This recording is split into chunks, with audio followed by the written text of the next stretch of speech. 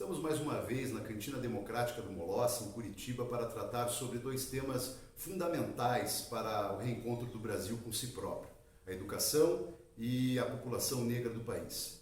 Mestre em Filosofia da Educação pela PUC de São Paulo, ex-presidente do Conselho Estadual de Educação, ex-presidente da PP Sindicato, membro da Associação Cultural pela Negritude e Ação Popular e militante do Movimento Negro, eu tenho o prazer de receber o professor Romeu Gomes de Miranda. Seja bem-vindo, professor. Muito. Eu que agradeço o convite, na verdade, porque ficou engrandecido e envaidecido de você me chamar para fazer um debate sobre essa questão, falar disso que na verdade, são os dois gargalos e as duas grandes dívidas do Brasil. Exatamente, professor. O prazer é todo nosso, tenho certeza disso. Professor, começando pela educação, essa semana nós tivemos a publicação dos dados do PISA, o Programa Internacional de Avaliação dos Estudantes. O Brasil, lamentavelmente, está entre os 20 piores avaliados. O que, na sua visão, explica tamanho baixo rendimento dos jovens brasileiros nesse exame? Pois olha, são muitos fatores. Se eu tivesse que elencar três assim, fundamentais, eu diria que, primeiro, a desvalorização secular da educação como um valor edificante. Segundo, é a desvalorização do professor. E, nessa ordem, a desestruturação das famílias. E por que a desestruturação iria impactar aí? Porque é evidente, uma criança que os pais mal sabem que nível está na escola, que ano está e que dificuldades tem, essa criança não vai evoluir. E poderíamos elencar aí também uma completa desorganização da escola pública brasileira. Você veja que nenhum dos países, que tem um desempenho bom no PISA, nenhum deles tem a tragédia que nós temos de uma educação, pela metade, uma educação de jornada parcial. São todos com jornada integral, tempo integral. E aqui nós insistimos nisso. Por que se insistem tanto nisso? Porque há uma lógica perversa por trás disso. A lógica perversa é que, para o povo, não se dê educação a conta-gotas. Aliás, essa já é uma máxima do Adam Smith, praticamente o pai do capitalismo moderno, que lá por 1787, na Revolução Industrial, quando já se começavam os pais que trabalhavam 12, 13, 14, 15, 16, começaram a ficar preocupados com a educação dos seus filhos. E isso chega até as autoridades e o Adam Smith dá um conselho. Olha, para o povo, vamos abrir uma exceção, vamos dar escola, mas a conta-gotas. Conta-gotas. Porque ele já sabia que precisava manter aquele povo numa condição de trabalho que não questionasse, que não evoluísse para sair dali, porque é preciso aplicar sobre ele uma superexploração. Essa lógica perversa funciona até hoje no Brasil. Nós tivemos, com os jesuítas que chegaram no Brasil, nós tivemos educação de tempo integral, mas não havia escola pública. Então, a educação dos jesuítas era tempo integral. O governo do estado de São Paulo, que foi o primeiro que tornou a educação uma obrigação do Estado, até começou a implantar a educação em tempo integral. Mas aí, devido à grande demanda, eles descobriram uma fórmula mágica. Vamos fazer em 4 turnos. Vamos fazer em 3 turnos. Assim a gente secciona, corta e aproveita todo mundo. Não ensina ninguém, mas aproveita todo mundo, fazendo de conta que ensinamos. E assim, os governantes começaram a perceber que dava para atender a demanda de escola para o povo, mas a conta gotas.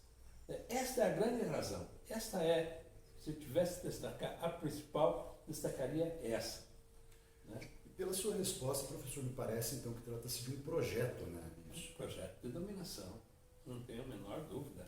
É um projeto de dominação estrutural e que tem como objetivo manter essa parcela do povo, o povo pobre, o povo trabalhador, onde se incluem aí os pobres, os negros, né, em situação de subalternidade. Né? E se veja, eu me lembro que quando eu saía da escola ao meio-dia, eu não sabia se tinha comida em casa. Meu pai, um ferroviário pobre, com 10 filhos, eu não sabia se tinha comida, que tipo de comida, mas eu tinha uma certeza. E essa certeza me preenchia todas as necessidades. A minha mãe estaria em casa. Tinha certeza, ela estava lá. E ela estando lá, alguma coisa ela fez para comer. Né? E alguma coisa, cuidado eu vou ter. Vou ter roupa lavada, vou ter estrutura. Ora, isso me preenchia como ser humano. A criança, na mesma condição que eu naquela época, hoje, ela sai da escola, ela não tem essa certeza. Porque o capitalismo, o desenvolvimento do capitalismo, foi lá na família e puxou a mãe também para o trabalho. Puxou a mulher também para o trabalho. Só o braço do homem não bastava, precisava da mulher também. Então, a maioria absoluta das famílias de baixa renda, a mãe está no trabalho. A criança sai da escola, quem vai orientar? Fez o trabalho, fez a lição, senta aí, vai estudar. Ninguém. É, na melhor das hipóteses, um irmão mais velho, uma irmã mais velha, e a televisão, mas isso não segura ninguém. Então ela começa a ir para onde? Para a rua, e a rua é má conselheira. Né? Então nós temos essa tragédia, que é tão fácil a solução, que só pode ser um projeto pensado.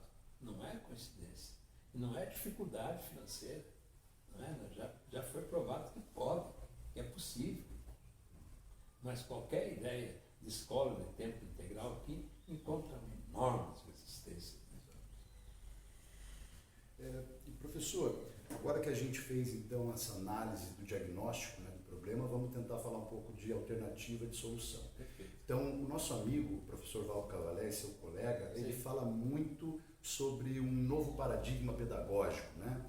Então, na sua visão, professor, o que seria o paradigma pedagógico ideal, né, para colaborarmos, contribuirmos com o desenvolvimento mais humano e qualificado dos nossos jovens?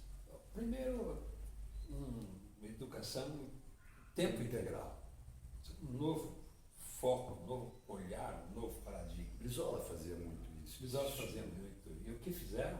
Destruíram. Eu tinha um sobrinho, meu irmão era marinheiro, morreu nas águas do porto do Rio Grande, no Rio Grande do Sul. Estava voltando de uma viagem da Europa, entraram para o Uruguai e quando chegaram ali ele ficou e à noite ele saiu, foi assaltado e jogaram na água. Meu irmão, então eu fui ao Rio de Janeiro uma época visitá-lo e 2 sobrinhos, e eu esperando que os sobrinhos chegassem. Eles só saem da escola às 5. Eles chegaram, mas já chegaram no banho, chegaram já com o lanche feito, já tinham feito o lanche, e já chegaram com a lição do dia seguinte pronta. Isso é uma grande vantagem, uma enorme diferença. Né? Porque em casa, não é como nas famílias de classe média alta, ou de classe média, que tem uma cultura de estudo, de leitura. Né? As famílias pobres não têm. Aliás, o aluno pobre não tem nem uma mesa para fazer lição. Quando ele faz a lição, é na mesma mesa onde eles comem. Não tem um lugar especial. Né? Nas nossas casas hoje, nós temos um canto, é a biblioteca. As crianças de classe média têm um canto para fazer a lição. Tem a presença do pai, da mãe, tem essa cultura. Nas famílias de baixa renda, que é a maioria do nosso povo, não tem nada disso, elas estão soltas, à mercê. Aí tem esse um novo olhar, um novo paradigma, escola de tempo integral, daria uma enorme reviravolta. E, do ponto de vista pedagógico, nós já temos, né? Nós já temos estamentos pedagógicos consolidados. Só que o sistema não quer. Do ponto de vista da educação, Paulo Freire, que sempre pregava, fui aluno do Paulo Freire, pregava montar o seu projeto pedagógico com um olhar no indivíduo, com um olhar no interesse do indivíduo, nas atividades que ele desenvolve, aproveitar a cultura daquele aluno. Onde ele mora num bairro, numa favela, num morro, né? Aproveitar isso como elemento estruturante daquela escola, daquela aula, ou daquelas aulas. E o Demerval, que convivi com os dois em São Paulo, na PUC, que foram meus dois grandes mestres, e o Demerval com o seu projeto pedagógico voltado também no conteúdo sistematizado, conteúdo historicizado. Quer dizer, não é qual é a capital da Finlândia, Helsinki, qual é a capital da Marrocos, até pode ser, mas colocar isso num contexto, historicizar. Quem descobriu o Brasil? Perópolis Cabral. Então, vamos historicizar isso e vamos ver que, na verdade, quem foi? Já foram os índios, né, que chegaram aqui. Eu estava fazendo uma palestra semana passada, 20 de novembro, fui convidado para ir em Mafra. Ciência Negra, né? Trabalhar com crianças de primeiro ou nono ano. Meu Deus, como é que eu vou fazer?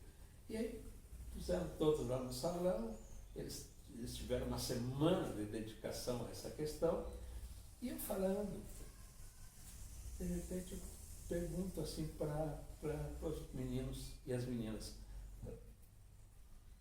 me diga aí, quando acabou a escravidão no Brasil? Ficou aquele silêncio, uma menina no primeiro ano, a gente percebi que ela tinha mãe negra ou pai negro, eu não sei qual dos dois. Ela levantou-se e disse, nunca. Mas com uma tal indignação que mudou completamente o meu projeto. Eu estava já me preparando para ir pelo 13 de maio de 88, explorar as contradições. E eu disse, você foi fundo. De fato, nunca. Mas ela trazia isso de dentro da sua casa. Provavelmente o pai, provavelmente a mãe, que problematizaram essa questão.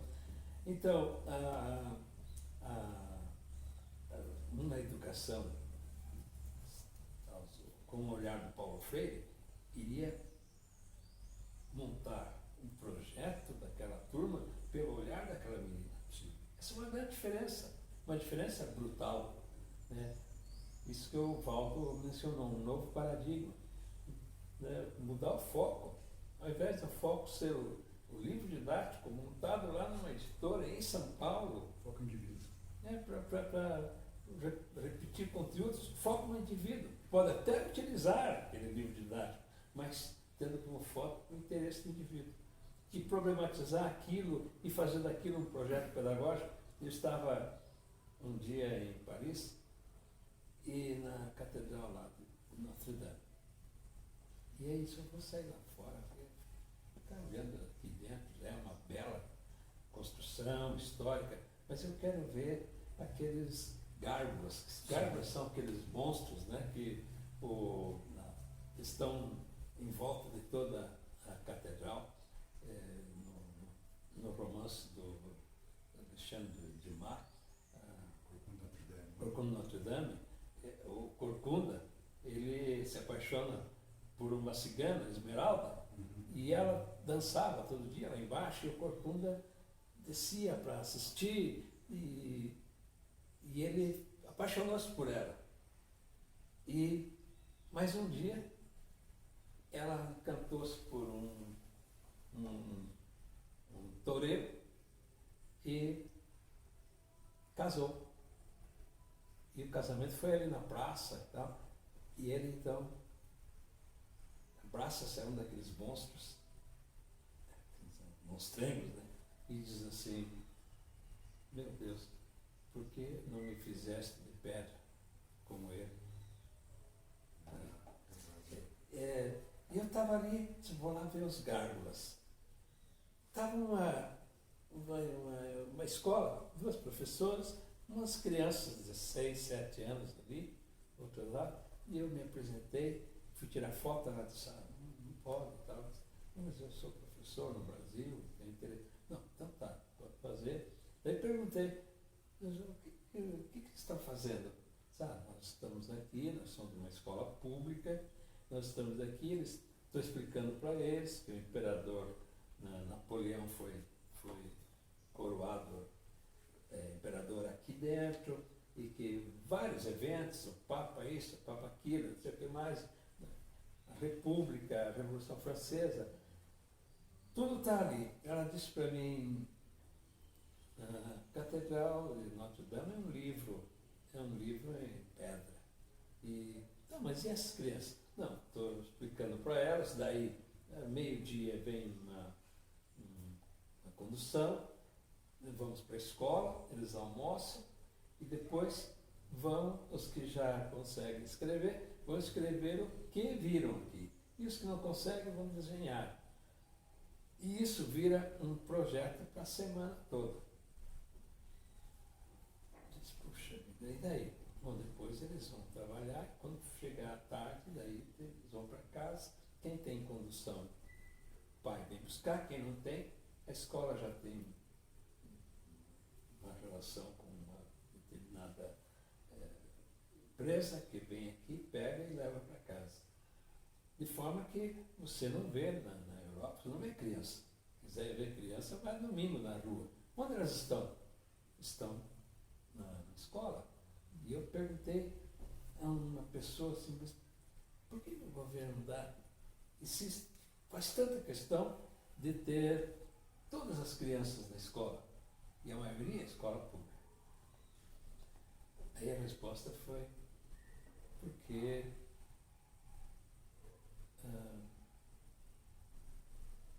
o governo quer que de cada 1000 crianças saia ao menos um cientista.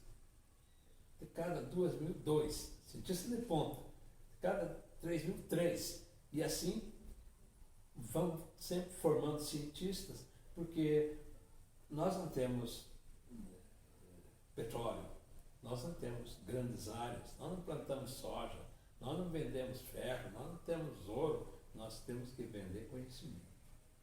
É aí que está a importância da educação, né, professor? É aí que está a importância.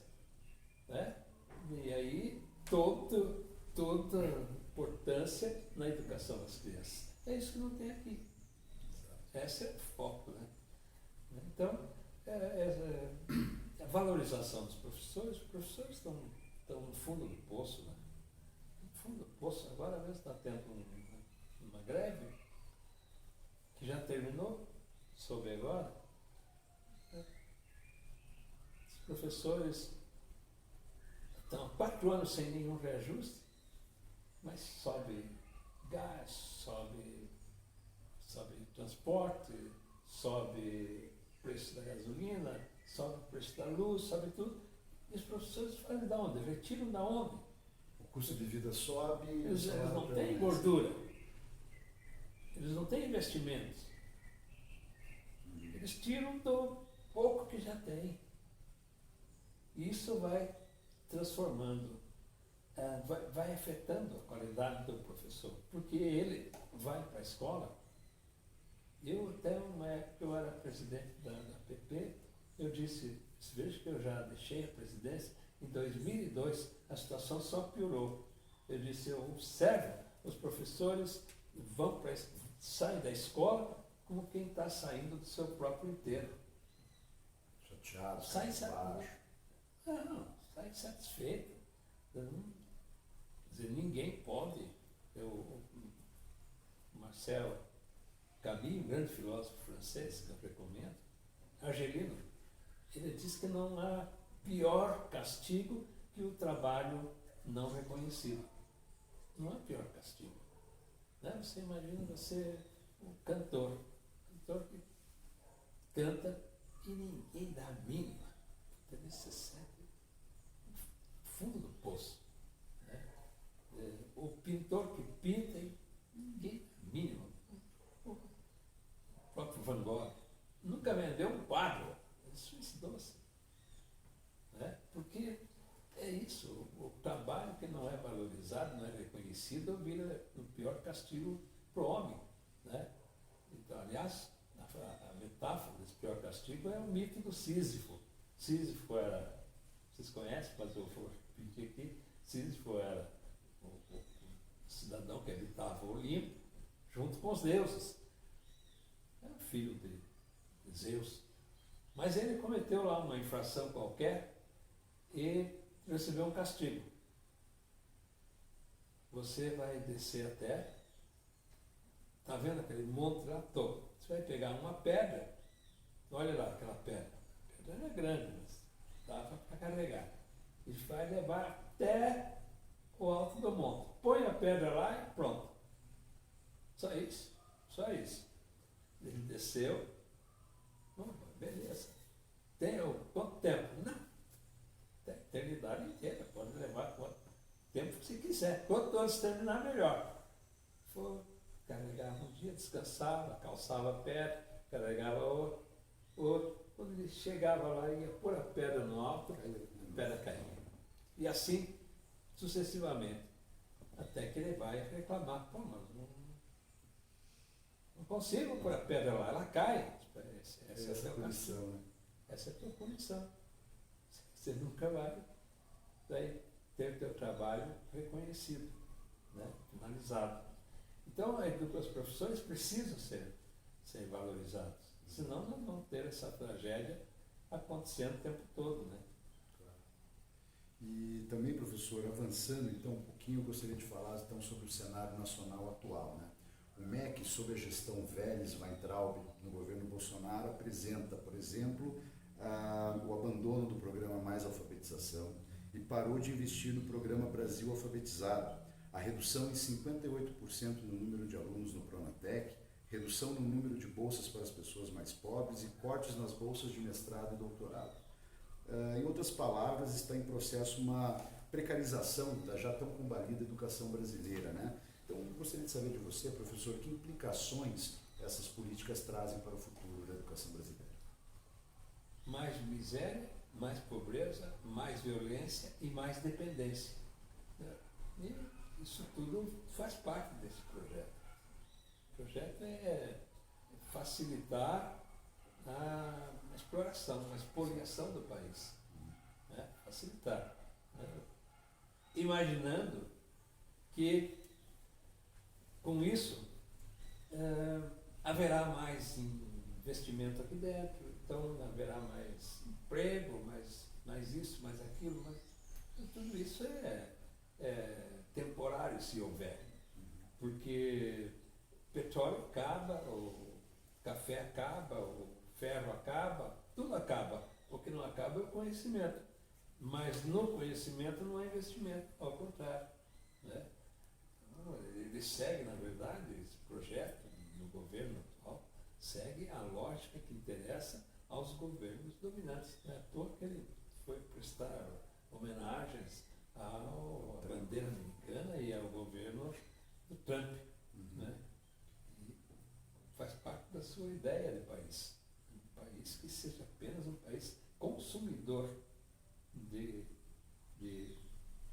conhecimento, e não produtor de conhecimento. Me parece, na verdade, que a gente não está numa missão de formar cidadãos, né? Nós estamos formando escravos. Escravos. Exatamente. Tá certo. E é uma pena, porque o país tem tudo para ter um país que produza conhecimento. Né? Nós estamos hoje consumindo carros da Coreia. A Coreia, em 1953, portanto, agora, recentemente, não tinha nada. Tinha um PIB 3 vezes, 4 vezes menor que o do Brasil. Hoje ela exporta carros. E qual foi o investimento da Coreia? Educação. Educação, educação, educação, educação, conhecimento. A China também. A China, em 1949, morriam milhares de pessoas por dia nas calçadas de fome. O que a China, o governo, fez após a Revolução? A criança, desde o nascimento, já em creches, financiadas pelo Estado. E até o curso superior, financiados pelo Estado. E vamos conhecer. Mandou chineses para toda parte do mundo, cada um traz o que achar interessante. Um vaso, uma canequinha, uma TV, um aparelho disso, aparelho daquilo, uma toalha, qualquer coisa, um clipe, um tênis, um cadarço, traz. Eles eram milhares, bilhões. Bom, primeiro já deu ocupação para milhares, né, sair do país. E aí põe tudo na escola, cursos técnicos, seleção, e passa a estudar. Estudar como é que funciona, fazer igual. Muita engenharia reversa, né? Muita engenharia reversa. E hoje explora. No princípio a China exportava bagulho. Hoje está exportando produtos de alta qualidade. Isso também te traz uma esperança, professor, no sentido de que, bom, é possível ser feito. É possível. É possível. É possível. Basta mudar o paradigma. Né? Com esse governo não é possível. Mas esse governo não é para sempre. Né? Então, eu realmente acho fantástica essa análise, professor. Né? E gostaria também, então, de fazer para você uma pergunta, professor, que foi enviada por um grande amigo meu, né, militante do movimento negro, que inclusive está aqui, o Éder, e eu queria repassar essa pergunta a você, professor. Pois bem, a estrutura educacional ainda é frágil na passagem de conhecimento e reconhecimento para com o negro. Que tipo de educação complementar pode ser válida para o progresso de estudantes afrodescendentes? Boa pergunta. Você? Boa pergunta. Essa é a chave. Essa pergunta é a chave. No interior da escola, é preciso que os professores quebrem o monopólio dos estereótipos. Eles precisam quebrar esses estereótipos. E quebrando esses estereótipos, não só na escola, mas nos meios de comunicação, né, que sempre conjugam, aliam o preto ao ruim, situação ruim. O negro ao sinônimo do que é ruim. Né? O humor negro, a peste negra. A própria palavra denegrir, né, professor? A própria palavra denegrir. É tornar negro. A série de estereótipos, a coisa está preta, isso tem que ser desconstruído. Desconstruindo isso, tem uma outra tarefa, também por dentro da escola, que é edificar os valores negros e valorizar e atacar direto a baixa estima. A pior tragédia para nós negros é a baixa estima. Essa é a pior tragédia. Porque isso anula tudo, anula qualquer esforço. Eu estava, mais uma vez, vou pegar o exemplo da França. Estava lá num restaurante e vejo que os negros entravam, qualquer restaurante, estavam com a cabeça erguida. Aí eu perguntei para um deles, você sabe do que eu falo? Nós não entramos em qualquer lugar. Nós não entramos num restaurante fino. Mesmo tendo dinheiro para pagar. A gente passa e dá uma olhada. tem uma voz lá dentro que diz assim, isso não é lugar para você. Isso chama-se autoestima rebaixada. Pela tragédia que foi a escravidão. Isso precisa ser quebrado.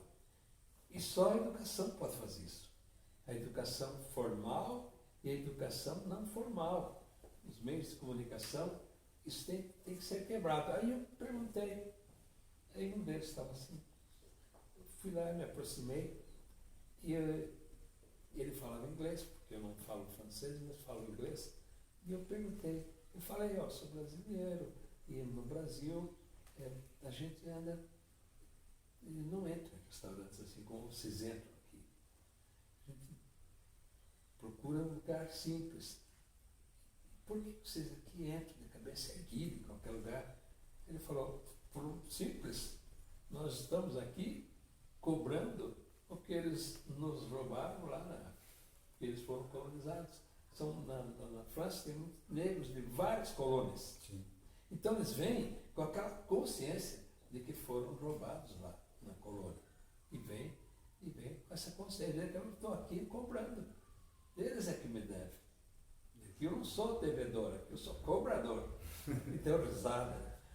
Essa consciência nós não temos. Né? Porque a escola fez questão de realçar a nossa suposta inferioridade. A escola fez isso. Você veja que quando chegava na hora da escravidão, eu queria me enfiar embaixo da mesa, da carteira, eu queria faltar aquele dia. Eu acho que todos nós tivemos esse sentimento. E eu faço muita palestra, quando tem alunos negros e alunas, eu vejo que eles ficam constrangidos, que aquilo dói, que não querem tocar naquele assunto. Não querem tocar porque dói. Né? Então, esse castigo precisa ser, o negro precisa se libertar, precisa de uma segunda libertação, precisa se libertar deste castigo, desse sentimento de inferioridade. Né? Porque o branco cunhou, o colonizador cunhou a expressão do negro inferior e aquilo acabou sendo introjetado. Está internalizado, né? Acabou sendo interiorizado e essa era uma grande batalha do movimento negro. Eu vejo que o militante negro já é diferente. O militante negro toca no assunto e vira e vai e entra, porque ele adquiriu consciência. Daí que a Semana da Consciência Negra, para nós, é muito importante. Essa luta, que é recente, né? Digamos, no Brasil, de 20, 30 anos, da Constituinte, de 88, para cá, né? Já alterou bastante o quadro, a ponto do IBGE dar nas estatísticas que nós somos 53%, 54% da população brasileira. Por quê? Porque a população começou a se declarar. Na hora da entrevista do IBGE, eu sou preto, sou pardo. O IBGE classifica os negros em pretos e pardos. Né? Então, a população começou a dizer, eu sou preto, eu sou negro, eu sou pardo. E isso começou a aparecer nas estatísticas. Então, tem um movimento vindo de baixo, alterando essa situação que vai dar uma boa mexida nessa situação. Fundamental, professor, fundamental. E, bem, professor, nem todos sabem, né? Mas a política de cotas e a causa do povo negro como um todo, para mim, são muito importantes. E influenciou nessa importância, para mim, algo que não é muito conhecido pelas pessoas, mas que envolve também o senhor diretamente, né? Pois bem, uns anos atrás, houve toda a articulação para a implementação do sistema de cotas raciais e sociais na Universidade Federal do Paraná, que à época era sob a gestão do reitor Moreira, que vem a ser o meu pai. Sim. Então, né, ele mesmo comenta isso, e eu me lembro que você foi um dos principais articuladores entre o movimento negro e o gabinete da Sim. reitoria da Federal para fazer toda essa implementação. Né? Então, além de ser uma grande satisfação estar tendo a oportunidade de tantos anos depois, professor, a gente está conversando sobre o tema, eu queria agora, uma curiosidade mesmo, saber de você quais foram as principais dificuldades, né, os principais desafios que você e todo o grupo da época enfrentaram, né, para conseguir implementar as cotas na Federal, e de lá para cá, como você vê a mudança, né? O que mudou em termos comportamentais, práticos, dentro da academia e fora dela? A primeira dificuldade foi no conceito. Uma larga faixa de professores da universidade não admitiam que ali houvesse racismo. E não admitiam que tivesse que ter reserva de vagas para este ou para aquele. E vários argumentavam, então nós vamos ter que fazer para japonês, para alemão, para polonês,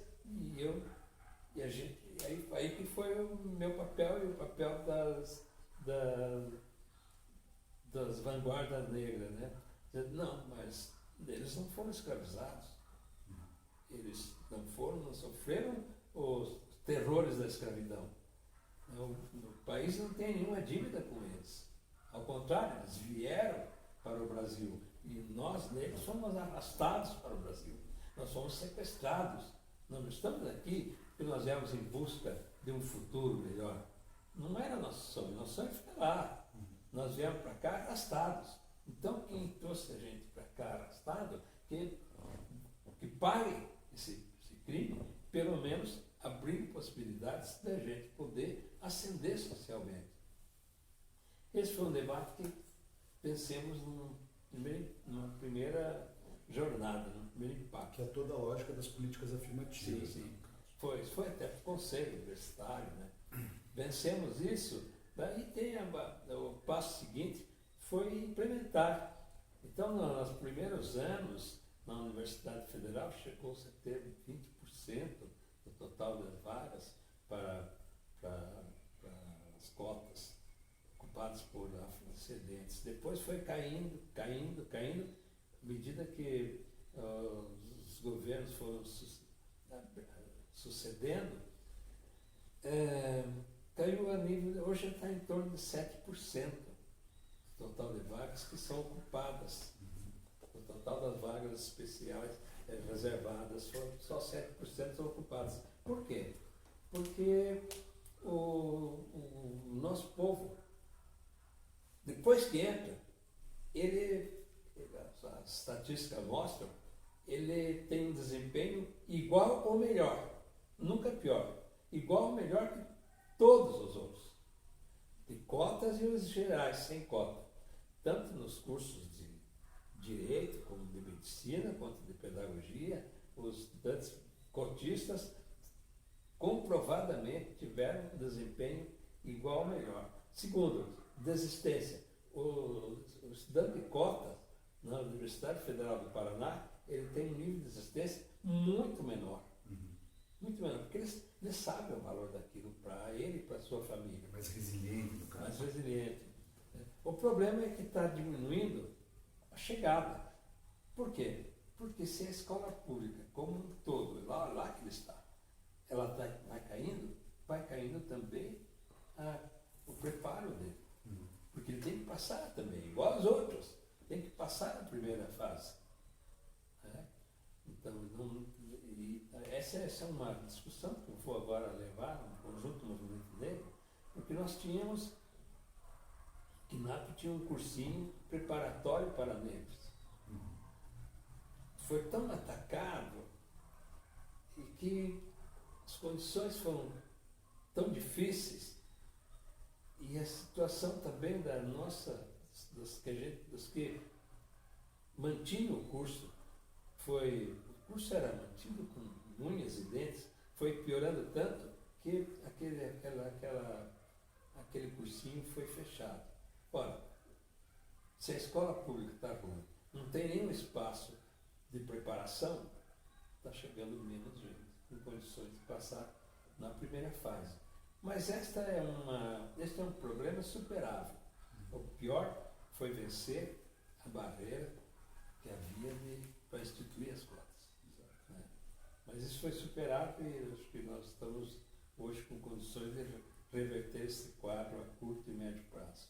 Que maravilha, professor. Bom, avançando, professor, eu queria ler uns trechos aqui de um livro que eu gosto muito, né, Elite do Atraso. Um grande livro. Da Escravidão à Lava Jato, do professor sociólogo Gessé Souza. E depois eu adoraria que você comentasse. Perfeito, com prazer. Então, vamos lá. No Brasil, página 40. No Brasil, desde o ano zero, a instituição que englobava todas as outras era a escravidão. Nossa forma de família, economia, política e justiça foi toda baseada na escravidão. Mas nossa autointerpretação dominante nos vê como continuidade perfeita de uma sociedade que jamais conheceu a escravidão, a não ser de modo muito datado e localizado. Como tamanho efeito de autodesconhecimento foi possível? Não é que os criadores e discípulos do culturalismo racista nunca tenham falado de escravidão. Ao contrário, todos falam. No entanto, dizer o nome não significa compreender o conceito. A diferença entre nome e conceito é o que separa o senso comum da ciência. Pode-se falar de escravidão e depois retirar da consciência todos os seus efeitos reais e fazer de conta que somos continuação de uma sociedade não escravista. Construir uma fantasia que servirá não para conhecer o país e seus conflitos reais, mas sim para reproduzir todo tipo de privilégio escravista, ainda que sob condições modernas. Professor, o que você acha do raciocínio do autor? Perfeito, perfeito. Ele vai no cerne da questão. Aqui no Brasil, ninguém se declara racista. Se for perguntar, você é racista? Ninguém é racista. Mas, no trato cotidiano, quem faz os piores trabalhos na sua casa, uma empregada negra, quem ele vê nos piores empregos é um negro e ele acha aquilo absolutamente normal. Naturaliza, né? Naturaliza. Eu estava num Banco do Brasil um dia e demoravam para me chamar, demoravam. Eu queria falar com o gerente. E até que uma moça assim da frente me chamou. Número tal, sou eu. E essa moça era uma loira. Ela pegou meu número, espetou naquele prego e me mandou entrar na sala do gerente. O que tem a ver esse fato tão prosaico com o racismo? Eu disse, e aí em seguida passou, eu estava na sala do gerente, ele pediu um cafezinho, e aí veio a mulher trazer o cafezinho. Era uma mulher negra. Daí eu olhei, tinha lá atrás, o guarda era negro. E veio uma outra varrendo negra. E eu disse para ele, escuta, para espetar aquele papel ali, precisa ser loira? Aí ele tomou um susto e disse, não, pode ser qualquer pessoa. Você pode ser qualquer pessoa. Por que as pessoas negras estão ou servindo café, ou limpando, ou estão na vigilância? Por que não uma delas espetando aquele papel, sentada numa mesa? Contato com o público. Né? Contato com o público. Ele disse, não, porque não é, professor, muitas vezes não passo no concurso. Mas precisa de concurso para espetar papel? Daí eu tomei conta. Eu faço favor, você é concursado? Não, eu sou terceirizado, não sei o que mais tal. Diz, então, não tem concurso. É uma questão de escolha. E aí, eu estava num programa que teu pai estava junto, na rádio educativa, e eu falei essa história. E aí, tocou o telefone ao final do programa. Eu atendi. Uma mulher disse, professor, eu estou vindo para casa e eu vi sua entrevista. E eu Eu sou gerente de recursos humanos do Banco do Brasil. Eu gostei muito do que o senhor falou, fiquei envergonhada e eu quero que o senhor vá fazer uma fala com os gerentes de todas as agências de Curitiba. Eu vou juntar todos, nós vamos fazer um trabalho na sexta-feira. O senhor chega ali por 10 horas, das 10 ao meio-dia, o tempo é seu. Né? Aí fui. Mas foi uma pauleira, porque eles achavam que não havia racismo nenhum nisso, que era apenas uma questão de oportunidade, de que os negros não apareciam para disputar aquela vaga. Eu disse, pô, mas espera um pouco. Se a vaga já vem preenchida na empresa, né, então há um problema aí de seleção, problema de seleção.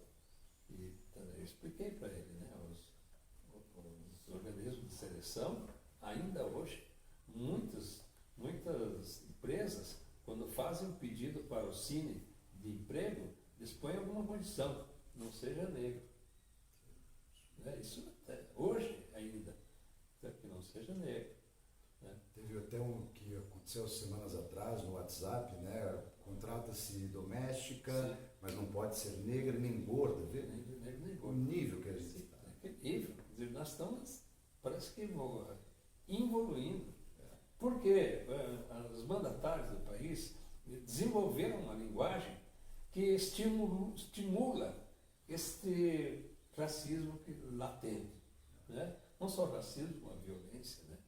Quando o presidente diz lá, vamos aprovar o excludente de ilicitude, não precisa nem aprovar a lei, não precisa nem aprovar. Os policiais já se acham com um salvo-conduto para matar.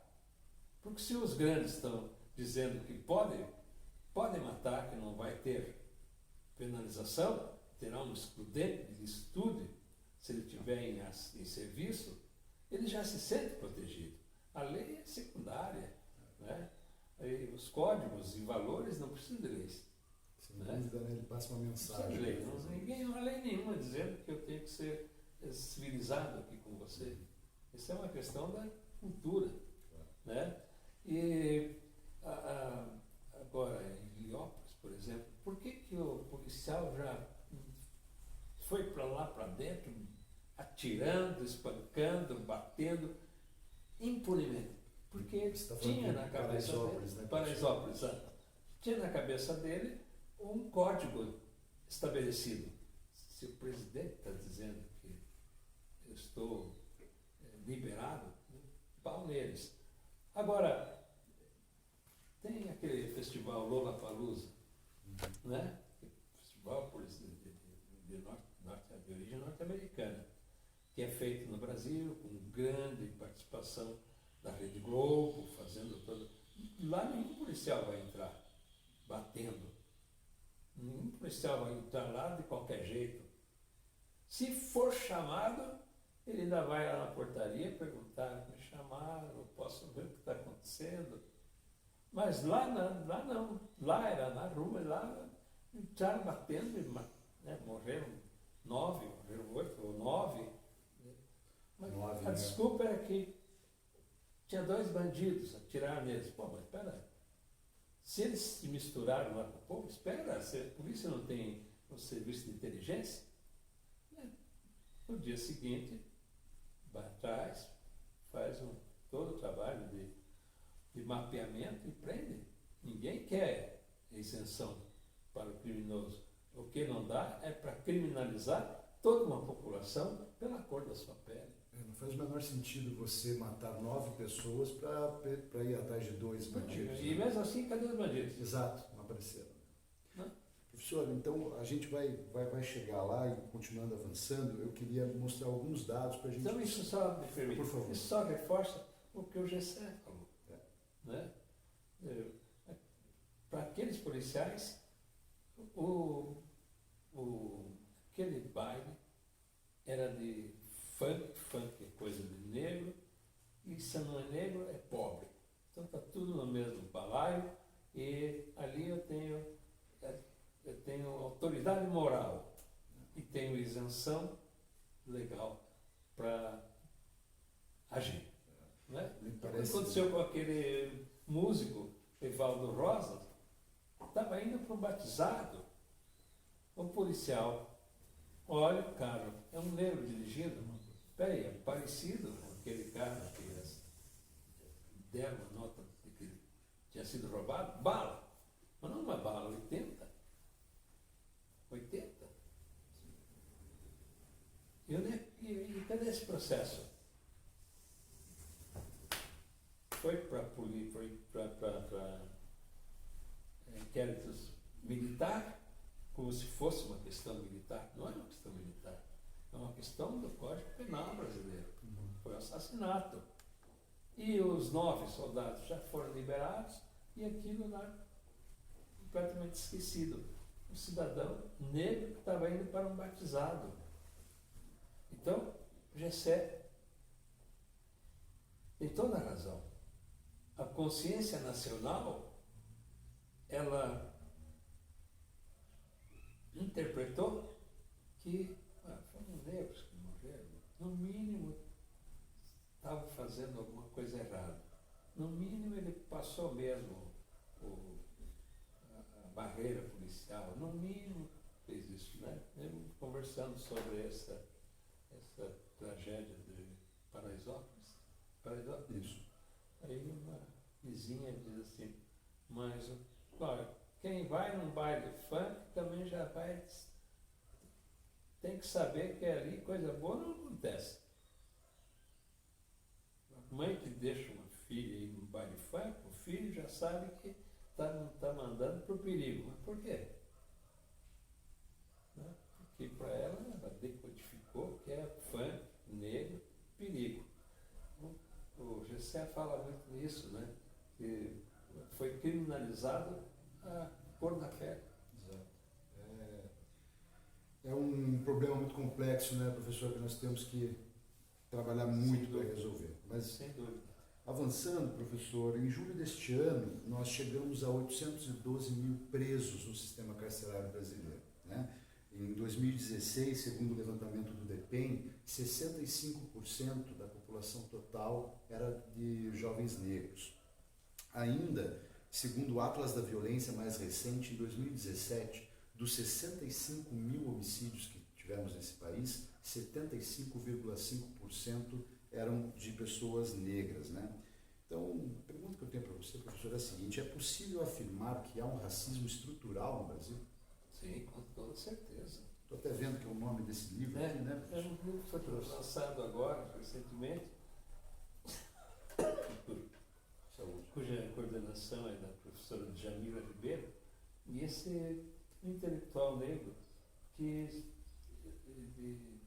escreveu, Silvio Almeida, escreveu Racismo Estrutural, é um livro que eu indico porque ele destrincha essa questão.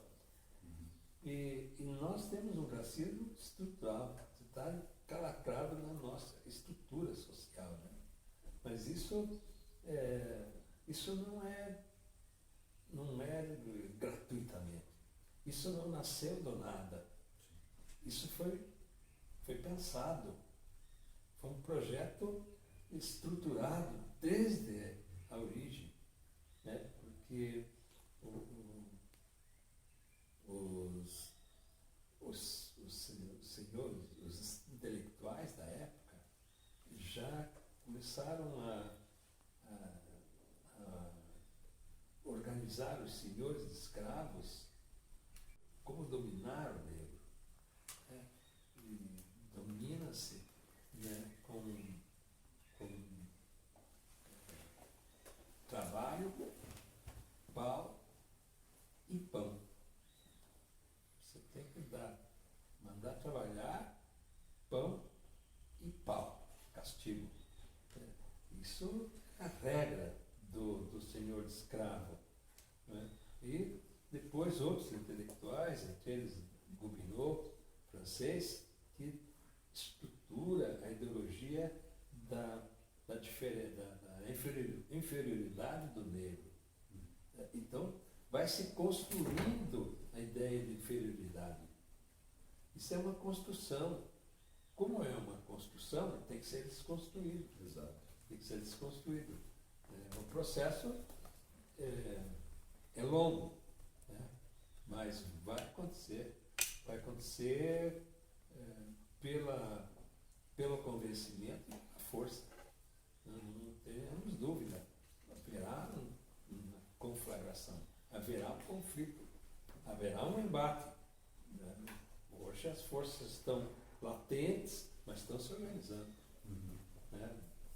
Porque a matança é generalizada. Nessas prisões brasileiras, há um cálculo que mais de 40% estão lá sem julgamento. Exatamente. Os presos provisórios, né? Presos provisórios estão sem julgamento. Então é o preto que foi pego numa infração qualquer, ele é jogado numa delegacia, mas daí enche demais, não leva para o presídio. Depois a gente vê. E depois a gente vê, esquece. Então, aqui em Curitiba ocorreu um fato muito ilustrativo disso. Ali na Rua 15, uns 3 anos atrás, uma joalheria foi assaltada. E um cidadão ali que entrou para comprar um relógio, comprar uma joia qualquer, e quando ocorreu o assalto. Quando acionaram lá o sistema de alarme, o ladrão saiu correndo pela Rua 15.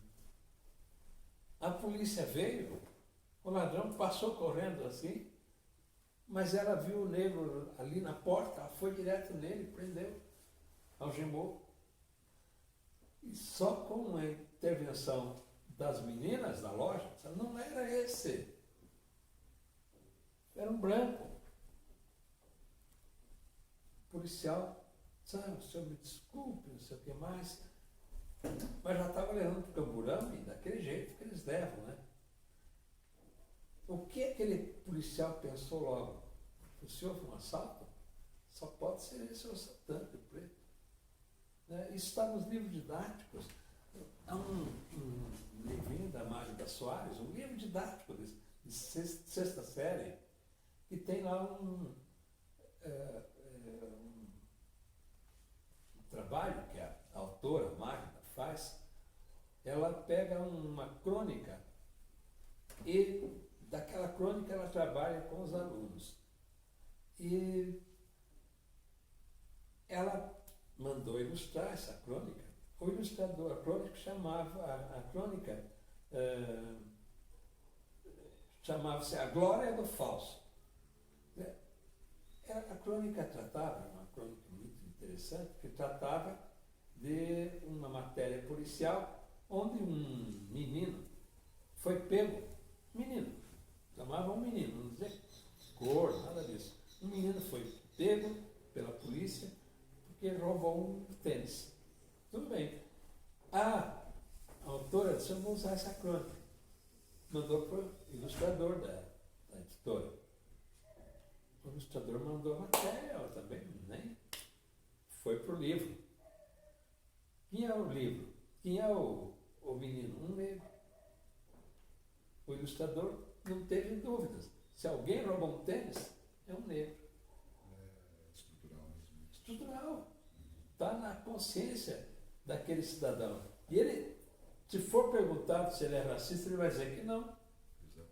Nem isso se reconhece, né? Não, nem isso. Mas aí é também porque está internalizado na cultura que ele foi criado, né? Sim, professor? claro. É muito difícil fazer essa análise de desconstrução. É Né? muito difícil. E só o convencimento e a força são as duas lógicas da educação, né? Se convence, se muda pelo convencimento e pela força. As duas questões atuam sempre juntas. Uma delas vai vencer. Sim. Professor, e com as duas últimas pautas, nós percebemos que o Brasil, de fato, não tem uma boa compreensão sobre o seu próprio passado, né?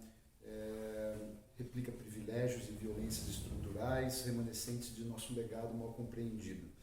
Será que um caminho inevitável, professor, para nosso avanço civilizatório não é o acerto de contas com a nossa história? E de que forma nós podemos fazer isso, professor? Pois é. A forma é a forma que nós estamos fazendo. Mas é preciso, nós estamos fazendo uma luta de convencimento. A nossa luta é de convencimento. Nós vamos para a sociedade, para dentro das escolas, por todas as dificuldades, porque são organizações negras, são organizações que não têm recurso algum, né? E nós vamos buscando convencer que o racismo existe, que o racismo está dentro das nossas casas e que há estereótipos que penalizam o negro no nascimento já, até a morte. E que isso é um atraso para o país. Porque enquanto não resolver essa questão, o país não deslancha. Você veja que nós fomos o país que mais cresceu no século XX todo. O país que apresentou os maiores índices de crescimento. Nós tivemos uma média no século XX de 7% do PIB. Mas o país não deslanchou. Por quê? Justamente porque o produto da riqueza ficou concentrado na mão de 1%, né? Ficou nas mãos de uma elite. E a elite, a grande maioria negra, foi expoliada assim, quase que sem reação, porque ela foi dominada lá no seu primórdio, no seu subconsciente, de naturalizar aquela inferioridade. E a outra parte, espoliada, branca, achar normal, né? Considera normal que o negro tenha essa condição. Juntando tudo, nós temos a maioria do país transferindo riquezas para uma minoria. E o país não deslancha, porque os índices mundiais de classificação do país batem na trave.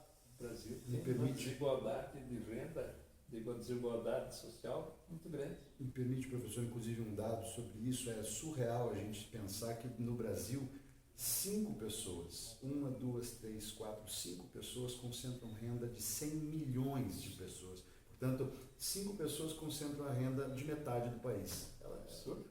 Como que a gente vai avançar assim? Absurdo total. Não tem como.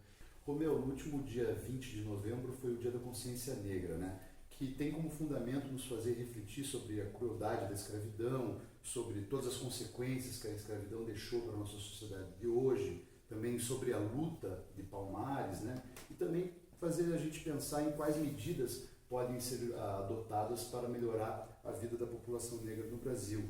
Mas, infelizmente, a gente assistiu dentro do Congresso Nacional um ato de vandalismo mesmo, não tem como classificar de outra forma, que foi um deputado vandalizando uma imagem, né, um quadro que chamava atenção para a violência policial contra a juventude negra.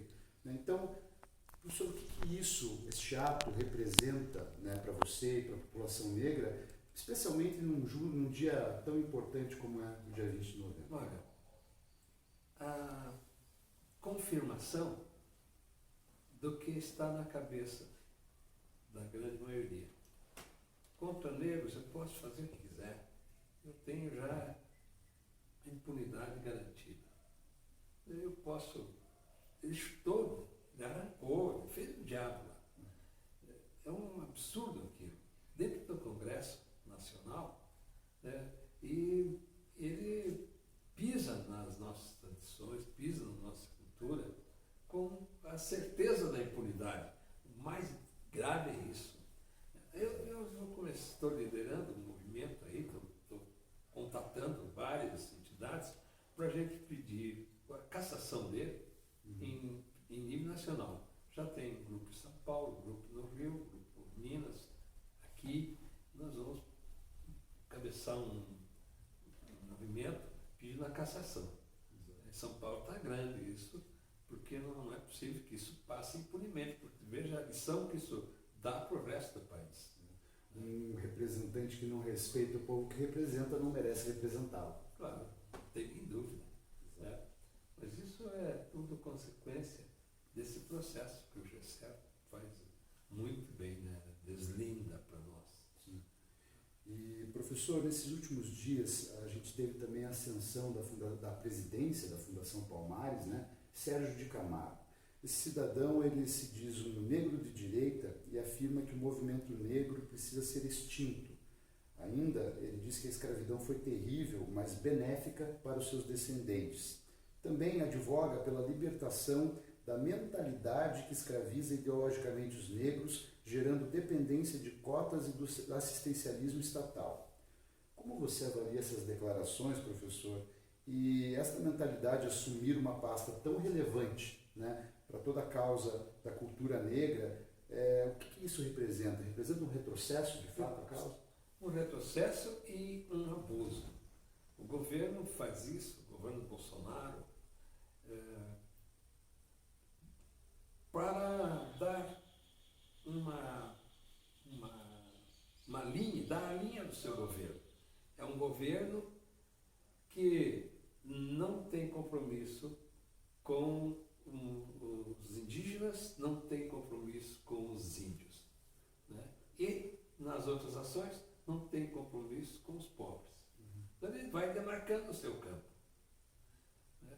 E aquele gesto, aquela fala desse cidadão, ela demonstra para nós, infelizmente, que o racismo provocou estragos, inclusive na cabeça de negros. Né? Porque o negro de direita é escravo. Ele não saiu da senzala. Ele não sabe, ou sabe, e está sendo bem remunerado para isso, que ele serve a mesma causa dos opressores. Né?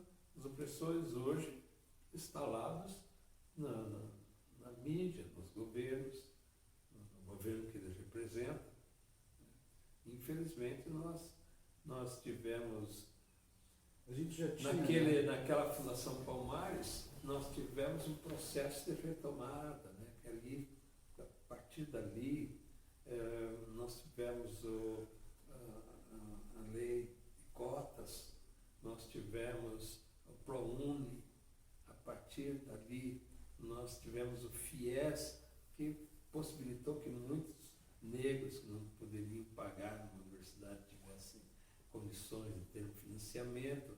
Nós tivemos a partir da Fundação Palmares, que galvanizava todas as nossas demandas, nós tivemos a lei de terras, que garantiu aos quilombolas o registro e a delimitação das suas terras, e que empacou no Congresso de tal forma que poucas comunidades negras do país tiveram direito às suas terras. Né? E foi tudo dali da Fundação Palmares que ele agora entra para destruir. Ele faz serviço sujo que o Bolsonaro não pode fazer, não poderia fazer. Ficaria muito mal ele pôr um branco lá que destruísse toda a luta negra. Então ele põe um negro que serve como os outros negros acabavam servindo, com uma diferença. Lá nós servimos na base do chicote, e mesmo assim muitos se rebelaram e construímos a tradição dos quilombos. Né? Aqui no Paraná, no governo que teu pai integrou, nós tínhamos um trabalho com os quilombolas daqui, e descobrimos, com o apoio do governo, descobrimos mais de 70 comunidades quilombolas no Paraná, que se dizia que não tinha negro. Estão lá hoje, a ver navios, né, que não tiveram direito a nada, então quase que do mesmo jeito que viviam no tempo da escravidão, quando eles fugiram para esses lugares recônditos, né, de difícil acesso, quanto mais longe melhor, para fugir do assédio do feitor. E vivem naquelas condições, né, hoje cercados por grandes fazendeiros, que quando não expulsam, eles sufocam de tal forma que não tem saída para as suas mercadorias, para os seus produtos, e vão tendo que abandonar a terra a preço vil. Né? Sim. Professor, essa era para ser do roteiro, a última pergunta, mas com a sua resposta, algo me fez pensar e eu gostaria de inserir ainda mais uma última pergunta. Que relação dá para ser feita, a partir dessa sua resposta sobre né, este novo presidente da Fundação Palmares, que relação a gente pode fazer dessa resposta com a figura já histórica do Capitão do Mato? Há alguma possibilidade em relação, associação ou não, professor? Sem dúvida. Você foi fundo. Ele é o Capitão do Mato. Ele é um Capitão do Mato revivido, né? Porque você veja que... Você poderia explicar, então, para quem talvez tenha perdido essa aula no colégio, né? O que é o Capitão do Mato, professor? Pois é, o Capitão do Mato era um negro que servia ao fazendeiro para ir atrás dos negros fugidos e trazê-los amarrados e para fiscalizar os negros lá no trabalho. Né? Ele tinha essa função, para isso ele era retirado do trabalho duro, do trabalho formal, ganhava um status ali dentro da Casa Grande. Ele não habitava a Casa Grande, mas ele ganhava um canto onde ele podia ter a sua casinha e ganhava em volta pequeno espaço para ele criar galinha e tal. Então ele ganhava o título de capitão. Ué, quer mais? Capitão? Né? Aliás, o governo brasileiro, quando precisou sufocar a Coluna Prestes, ele deu o título de capitão para o Virgulino Ferreira, o Lampião. Ele saiu dando títulos, né? Aqui na guerra dos farrapos e no contestado também. Então, vários coronéis e capitães, títulos dados para mexer com o orgulho daquele cidadão que passava a fazer a função de repressor também. Né? Tudo isso é um processo histórico que nos martiriza e nos mantém atados a uma condição de sofrimento. Você veja que o grande Rui Barbosa, em 1910, ele manda queimar toda a documentação sobre a entrada de negros no Brasil. Então, eu chego numa turma e faço um exercício. Você de onde que vem teu avô? Teu avô? Ah, meu avô veio da Itália. E vai mais detalhes, já veio lá do norte. Detalhe, ele é lá de cima. E aí, você, meu avô é polonês, meu avô é holandês, o meu avô é alemão. Ele veio da região da Baviera, sabe tudo. E eu me dirijo a uma menina afrodescendente e diz, e você de onde veio? Eu não sei, professor. Mas, pois é, você não sabe, porque ninguém sabe, eu também não sei. Porque nós não tivemos o direito de saber de onde viemos. O Rui Barbosa queimou toda a documentação. Os negros que chegavam no porto do Rio de Janeiro, eles eram registrados ali. Veio de lá da região tal, foi vendido para o cidadão fulano de tal, de Minas Gerais ou do Rio Grande do Sul. Mas isso ficou no arquivo. E depois da abolição, como essa foi uma explicação que o Rui Barbosa deu depois, né? Eu não sei se é verdade.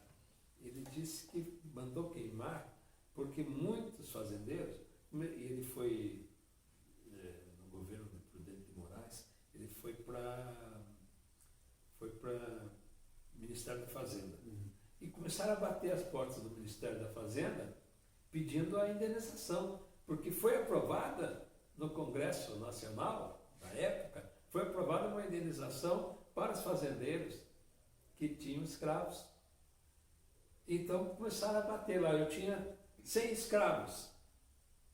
E o Rui Barbosa queimou tudo para dizer, mas você tem prova? Não, não tenho, mas o governo aí tem. Não, aqui não tem nada.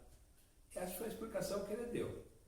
Pode até ser verdadeira, mas o desastre dessa medida custa tão caro para nós, porque nós perdemos por isso a nossa identidade. Esse é um aspecto perverso da escravidão. Nos Estados Unidos, na libertação dos escravos, houve uma indenização às famílias escravizadas, para elas constituírem um início de vida. Todos tiveram acesso a uma indenização em terra ou em dinheiro, para que pudessem recomeçar a vida. Aqui não. Aqui, do dia 13 de maio, do dia 14 de maio em diante, ficamos absolutamente sem nada. E meu pai dele, ele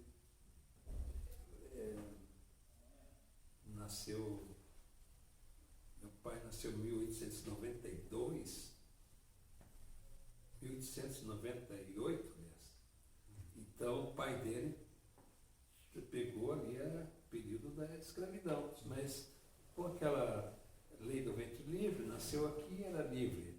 Não é livre em termos, mas meu pai disse que no dia 13 de maio, tinha uma terra onde eles trabalhavam, lá em São Francisco do Sul, no dia 13 de maio, passou um negro com uma sineta, gritando, acabou o cativeiro, acabou o cativeiro. E aí as mulheres largaram a farinha no forno, os homens largaram o gado no arrozal, largaram o gado na plantação e seguiram aquele negro até São Francisco, São Francisco do Sul.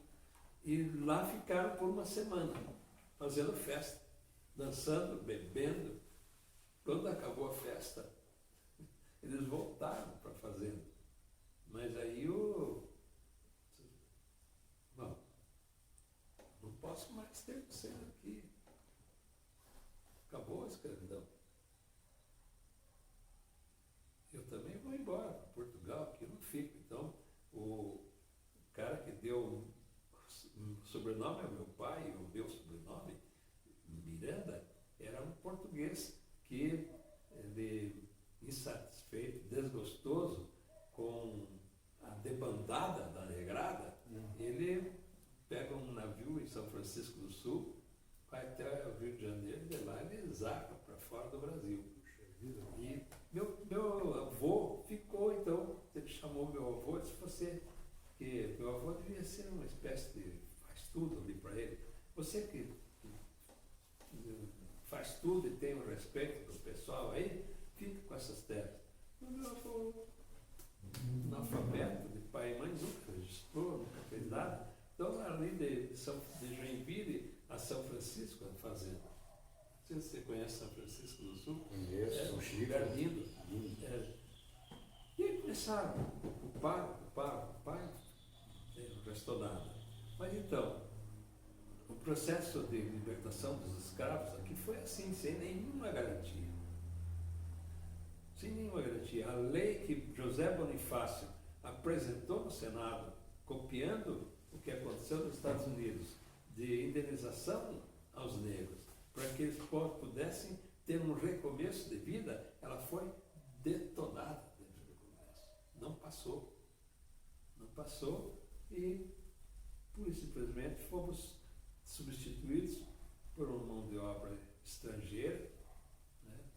Porque já havia há muito tempo a construção do branqueamento, a ideologia do branqueamento. É preciso branquear o Brasil. E aí a importação preferencialmente italianos e todos com passagem e terras garantidas aqui. Existe um livro, né, aqui chama Palu, é um descendente de italiano. Paludo, ele ali eu descobri o decreto do governador do Paraná, Lamin Lins. Ele destina 20 mil réis para cada adulto italiano que viesse para o Brasil e 10 mil por criança, para incentivar o nascimento. E mais a terra, né? E que ele pagaria quantias módicas e tal. Mas só italianos e alemães. Ele proibiu o decreto, não só esse aqui, como no Brasil todo, o governo nacional proibiu a entrada de descendentes da Europa do Leste. Porque com a alegação de que os polacos e os ucranianos eram muito beberrões. Então, estava lá no decreto. E os asiáticos também. Os asiáticos, porque eles eram muito moles e não sei o que mais. Então, não pôde vir nem chinês, nem japonês. Os japoneses só puderam vir em 1908. A primeira leva de imigrantes japoneses vieram no navio Sakato Maru. Então, depois que o decreto foi derrubado. Uma xenofobia estatal, né? Xenofobia estatal. Então, mas um grupo de 9 negros do Tennessee compraram terras no Mato Grosso nesse período. E quando eles foram embarcar, lá o governo americano disse: olha, vocês não podem ir porque o governo brasileiro interferiu e proibido a entrada. Isso agora, 1908. Então, eles compraram a área. Eles não vinham como migrantes. Eles compraram a área no Mato Grosso. Não puderam vir. Então, há uma história de perversidade contra o nosso povo, que as cotas é uma migalha. Exato. E mesmo assim, a gente sofre um processo doloroso para implantar. Né? E numa proporção que não condiz com o tamanho da nossa população. É porque somos o segundo país do mundo em população negra em números absolutos, né? Exatamente. Verdade. Professor, estou sem palavras para agradecer pela sua participação. Muito obrigado. No fundo, eu que agradeço. Que bom, professor. Fico muito feliz com isso. Conversar sobre isso é desmontar este universo de perversidades. É fundamental a gente continuar insistindo sempre assim, né, professor? Então, muito obrigado mais uma vez e dizer a vocês que gostaram da entrevista que sigam nossas páginas nas redes sociais e no YouTube, se inscreva no canal e para ativar as notificações, clica no sininho. Muito obrigado.